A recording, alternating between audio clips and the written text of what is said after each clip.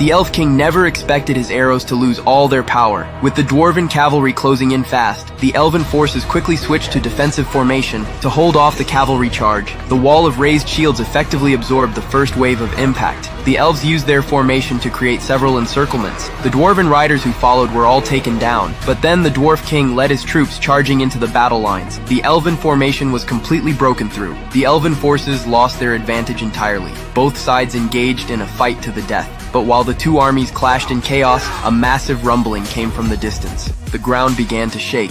Everyone stopped fighting. Several enormous sandworms burst from the earth, carving out multiple giant tunnels. The Orc army had arrived. They came to claim victory while both sides were weakened. Then the Orc commander gave the order to attack. Countless half-orcs poured out from the tunnels. Their goal was to wipe out both the dwarves and elves on the battlefield, facing the common enemy of Middle-earth. The Dwarf King chose to set aside the current fight. He led his dwarven forces to the front lines. The dwarves raised a shield wall at the front. The thrusting spears could unleash maximum power. Dwarves on the city walls pleaded with the king to let them join the battle, but the king ordered the dwarves on the fortress to stay put. He only wanted to watch both sides destroy each other. The half-orcs at the front reached the dwarven shield wall. The elven forces suddenly struck at that moment.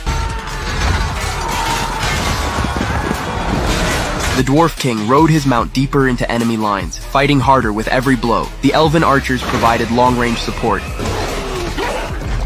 Then the dwarves deployed their iron war chariots. These deadly weapons instantly wiped out many half-orcs. The orc commander immediately ordered the war banners raised, commanding the trolls to face the dwarven chariots. These monsters had immense strength. They could flip the charging chariots with ease. The dwarven forces couldn't mount an effective counterattack against these creatures. As the battle tilted in favor of the half-orcs, the orc commander ordered troops to split off and attack the human towns behind the lines. This would cut off the supply lines for the elves and dwarves. The humans quickly led their militia back to defend the rear, but the half-orc siege units had already taken position.